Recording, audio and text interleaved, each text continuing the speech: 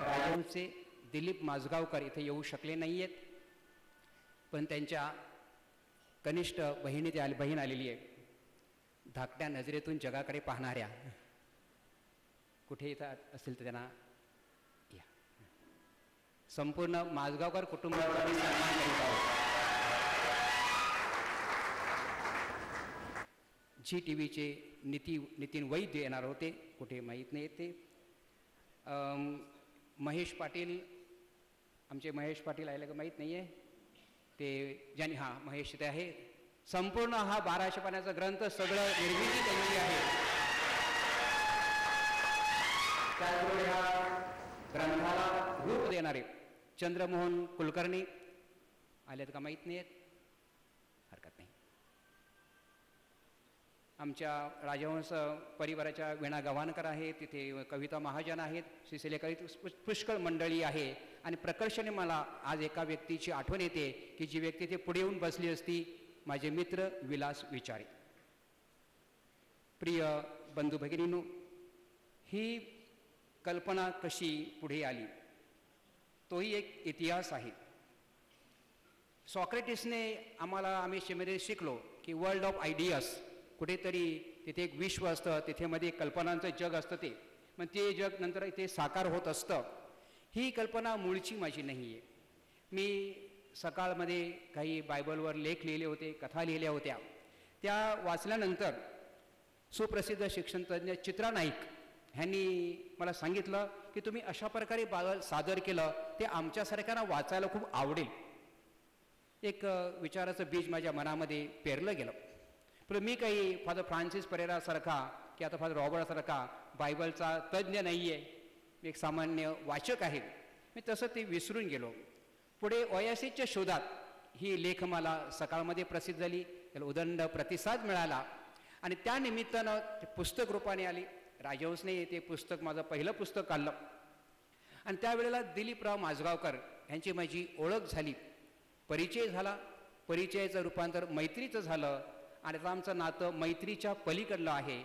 त्यांनी माझ्याकडे विचार एक मांडला की बायबल हा एक जागतिक कीर्तीचा धर्मग्रंथ आहे, परंतु सुदैवानं तो मराठी घरामध्ये पोहोचलेला नाही आहे, मराठी मनामध्ये पोहोचलेला नाही आहे. त्यासाठी काय आपल्याला करता येईल? तुम्हाला एक 400-500 पानाचं असं बायबलची एक आवृत्ती तयार करता येईल का?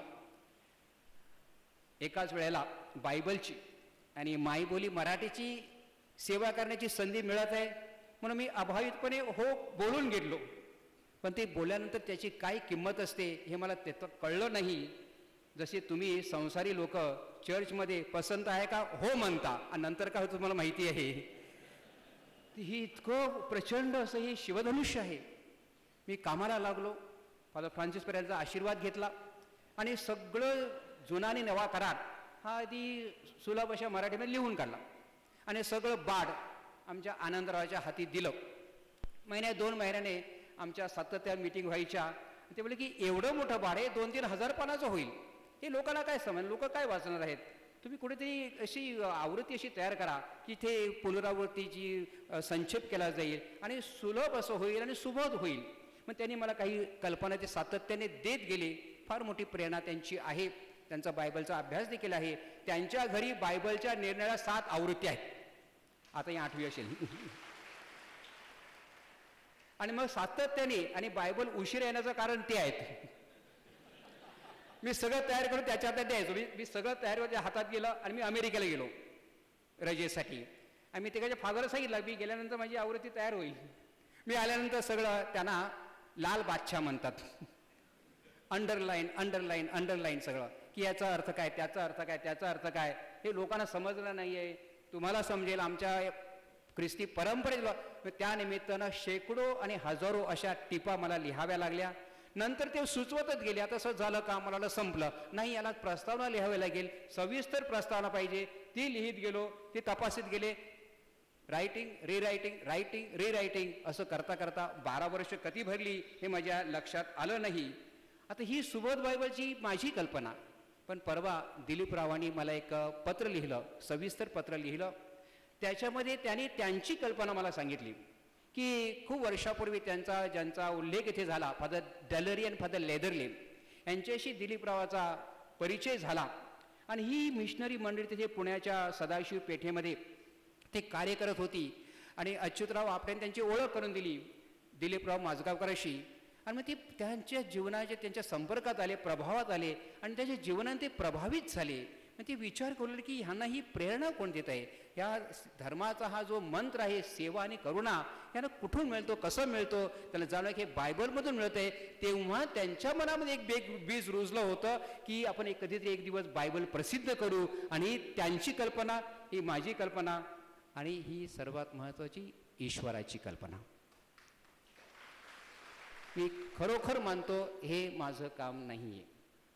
म्हणून मी प्रस्तावना नावं दिले, फोडिले हे भांडार, धन्याचा हा माल, मी हा हमाल भारवाई.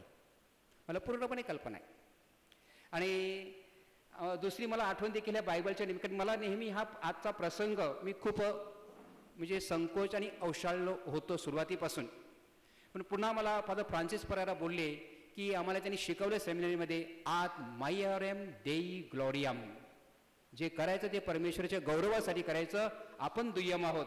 आणि मग मला आठवण झाली, आणि आठवण फार महत्त्वाची असते आपल्यासाठी की आज आपला ग्रंथ आपला सादर केला जाईल.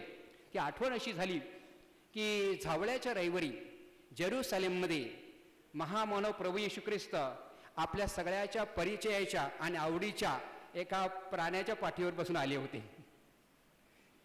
त्याची जबाबदारी काय होती की प्रभूला जेरुसलेम शहरामध्ये आणणं. माझी भूमिका तीच आहे असं मी मानतो. प्रभू दिसावेत, प्रभूचं दर्शन घडावं, प्रभूच्या सहवासात सर्व यावेत. आणि म्हणूनच मी मानतो हे दैवी आहे. खूप बोलण्यासारखं आहे का, आम्ही एकत्र 12 वर्षाचा प्रवास केलेला आहे. अनेक आमची खडाजंगी पण झालेली आहे. आनंदरावची खडाजंगी झालीच पाहिजे, ती फार चांगली असते. आणि ह्या सगळ्यातून हे अमृत मंथन हे निघालेलं आहे. आणि त्या निमित्तानं मित्रांनो एक काही माझ्यासाठी हा एक आध्यात्मिक अनुभव होता आणि एक श्रद्धेचा अनुभव होता. हा श्रद्धेचा अनुभव, श्रद्धेचा प्रवास होता. जसं जसं मी त्यामध्ये गुंतत गेलो त्या माझ्या ओठावर नेहमी संत पीटरचे शब्द असायचे, depart from me lord for I am a sinful man. किंवा संदेशा येशयाप्रमाणे I am a man with unclean tongue. मी अशुद्ध आहे, मी अपवित्र आहे. त्या ग्रंथाला स्पर्श करण्याची माझी पात्रता नाही आहे. त्या ग्रंथावर कार्य करण्याची प्रभूनं फार मोठी कृपा आम्हाला दिलेली आहे. त्याबद्दल प्रभूचे मी आभार मानतो. त्याचबरोबर ज्ञानेश्वरांनी म्हटल्याप्रमाणे भूता परस्परे पडे मैत्र जीवांची, हे ह्या कामाच्या निमित्ताने मैत्र जुळत गेलं. दिलीपरावाशी, आनंदरावाशी, फादर फ्रान्सिस परेराशी आणि माझे तरुण मित्र फादर रॉबर्ट यांच्याशी. आणि या चौघांच्या सहकार्याने मी एकटेच नावापुरता एकट्याने म्हटलेलं आहे. कुठलं काम एकट्याने नसतं. अनेकांचे हात दृश्य आणि अदृश्य लागलेली असतात. आणि हा जगन्नाथचा रथ आहे. खूप जणांचे हात लागले, सगळ्यांना मी नामनिर्देशन करू शकत नाही. माझ्या आभार प्रदेश मी केले ते पुस्तकामध्ये. त्या सगळ्यांनी आम्ही एकत्र आलो आणि एकत्र हे काम केलेलं आहे. Colonel Gracias, bishop Thomas Dabre, archbishop Felix, माझे चर्चमधले सहकारी, फादर मायकलपासून सगळे सहकारी आणि माझे सगळे मित्र, या सगळ्यांचं मला हे सहकार्य मिळालेलं आहे. आणि ह्या ग्रंथाचं माझं एक स्वप्न होतं की गेल्या 20 वर्षामध्ये देशातलं वातावरण बिघडलेलं आहे. आपल्याला एकमेकांची ओळख नाही आहे आणि एकमेकांच्या धर्मग्रंथाची मुळीच नाही आहे. आणि त्यामुळे अनेक प्रकारचे गैरसमज देखील वाढीस लागत असतात. हा ग्रंथ घराघरात जावा. येशूला खरंच काय सांगायचं आहे ते येशूच्या शब्दात ऐकावं, यासाठी हा मी प्रयोग केलेला आहे. आणि त्यामुळे कुठेतरी थोडीशी ही सुसंवादाच्या प्रक्रियेला गती मिळाली तर मला वाटते ते माझ्यासाठी घडलेलं फार मोठं कार्य असं मी समजेन. आणि म्हणून आजच्या ह्या दिवशी मनामध्ये अनेक भावनांचे कल्लोळ आहेत.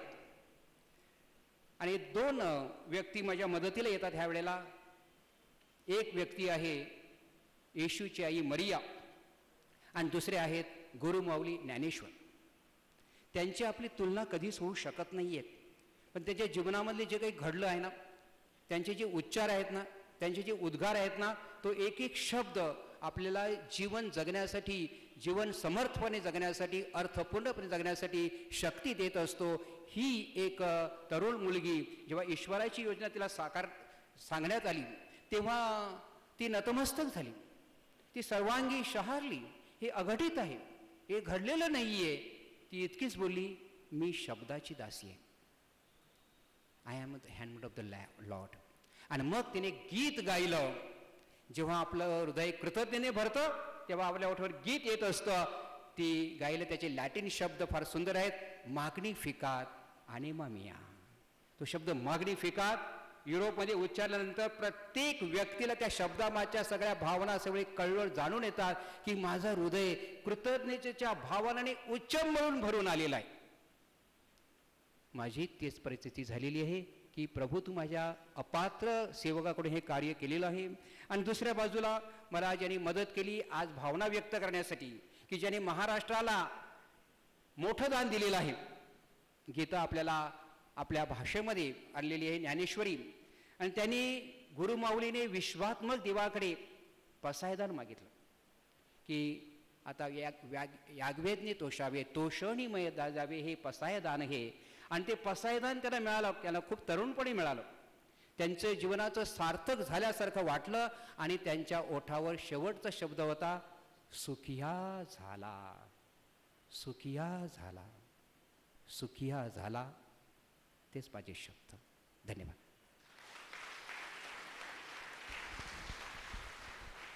सज्जन होती मंगल घटिका. तो आनंदाचा क्षण आता समीप येऊन ठेपलेला आहे. सर्वांनी सज्ज व्हायचं आहे. वसईकरांसाठी आणि समस्त मराठी जनांसाठी आजचा जो सोहळा, आजचा जो क्षण, ह्या महाग्रंथाचं प्रकाशन आदरणीय आर्चबिशप डॉक्टर फेलिक्स मचाडो यांना मी विनंती करतो, त्यांनी ह्या महाग्रंथाचं विमोचन करावं.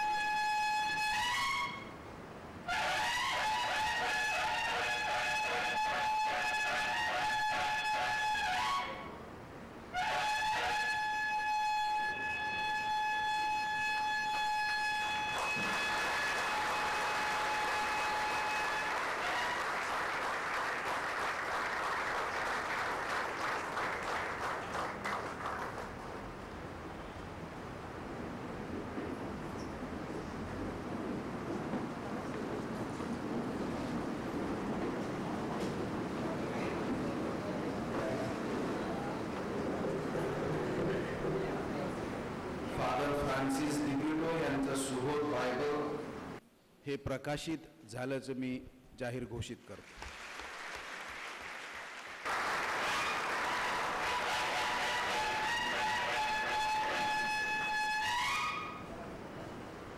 राजहंसाचा निरक्षीर विवेक ज्यांच्या ठाई आहे असे राजहंस प्रकाशनचे साक्षेपी संपादक आणि समीक्षक आनंद हर्डीकर.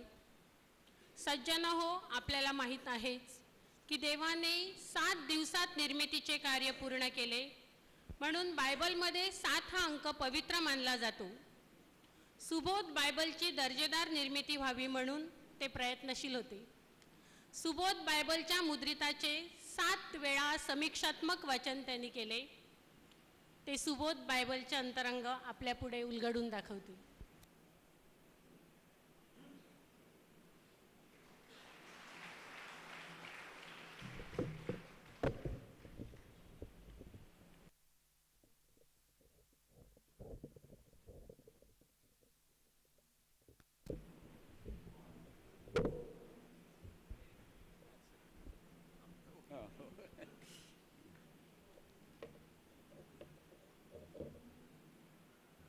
देवी काश्मीर पुरवासिनी, नमस्ते शारदे देवी काश्मीर पुरवासिनी, त्वामहं प्रार्थये नित्यं.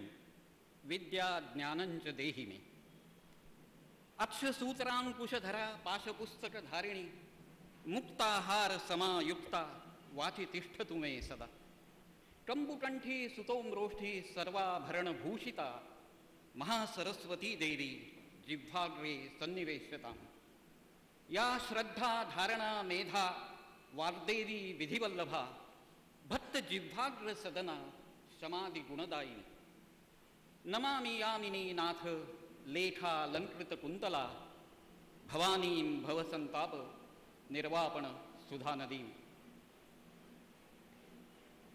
सांस्कृतिक सेतुबंधनाच्या आजच्या या एका अत्यंत भावपूर्ण सोहळ्याचे अध्यक्ष आदरणीय आर्चबिशप मचॅडो,